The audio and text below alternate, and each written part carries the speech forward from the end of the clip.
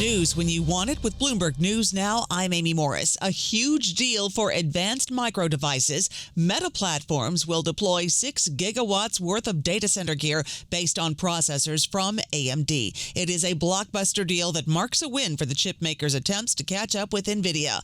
Bloomberg's Ed Ludlow. You basically say to Meta, okay, let's do this together for 5 years. Your engineers come and work with our engineers, and you can help us install the systems, and that kind of projects quite a lot of confidence for the market toward AMD in particular. Bloomberg's Ed Ludlow. The agreement is the latest step in a colossal spending spree by Meta. Meta shares are little changed. Shares of advanced micro devices are more than 7% higher. Fed Governor Lisa Cook warns the U.S. Central Bank may not be able to counter rising unemployment driven by adoption of artificial intelligence. Cook noted that it may take 5 to 10 years for the impact of AI to appear in the economy-wide productivity statistics, and the Fed is already incorporating AI into its forecasts. A rise in unemployment may not indicate increased slack. As such, our normal demand-side monetary policy may not be able to ameliorate an AI-caused unemployment spell without also increasing inflationary pressure. Fed Governor Lisa Cook spoke at an event in Washington. Fed Governor Christopher Waller, speaking at a separate event, said that report overstated the potential impact on employment. He says the central bank is moving toward a system-wide deployment of artificial intelligence across regional banks and its D.C. headquarters. In my lifetime, I have never seen a technological revolution quite like this.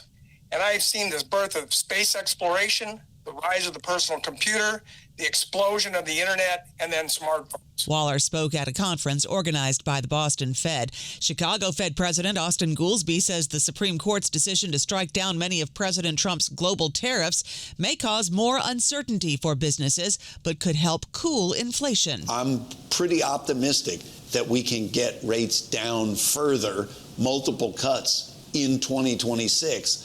As long as we see the progress on inflation. Goolsbee says inflation progress will not be determined by the number of months over which prices cool.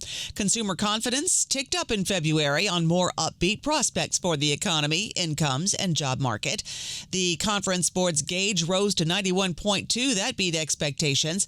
Conference Board Chief Economist Dana Peterson tells Bloomberg it's a modest gain. From our perspective, we only saw a little bit of an uptick in confidence, and a lot of that was focused on people being a little less morose about the labor market currently, as well as expectations for business conditions 6 months forward, as well as the labor market and incomes. The rise in confidence comes as recent data indicate the labor market is showing some signs of stabilization and inflation has been relatively tame. A rally in tech firms spurred a rebound in stocks. We check those markets for you all day long at Bloomberg. The S&P 500 up 0.5%, NASDAQ up 0.9%, the Dow up 0.6%. The 10-year Treasury yield at 4.03%, the 2-year yield at 3.45%. Checking Bitcoin, it is down a little less than 1%, around $64,000. Novo Nordisk plans to slash the U.S. list prices for its medicines Wegovy and Ozempic next year.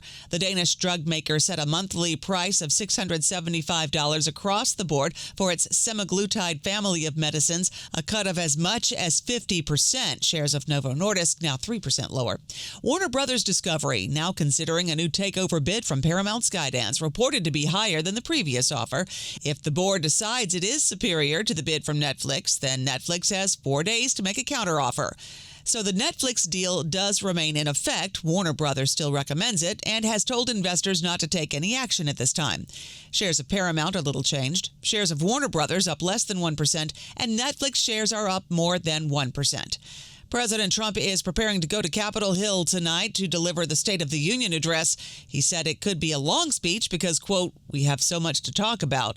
Press Secretary Caroline Leavitt, speaking at the White House this morning, says that includes the economy. The president will lay out the case for why he and Republicans are better suited to continue tackling the affordability crisis that was created by the Biden administration and Democrats on Capitol Hill. Speaker Mike Johnson was asked what he expects from the State of the Union and whether that would include tariffs. I expect it'll be a positive, affirming statement about all the things that we have accomplished together and all the plans we have going forward. The president, of course, was frustrated about the Supreme Court decision, but we're sorting out the fallout from that and what it means for us. Our coverage of the State of the Union address and the Democratic response from Virginia Governor Abigail Spanberger begins tonight at 8 Wall Street time on a special edition of Balance of Power with Joe Matthew and Kaylee Lines. Catch it on Bloomberg Radio and television and at Bloomberg.com/videos. That's news when you want it with Bloomberg News Now. I'm Amy Morris, and this is Bloomberg.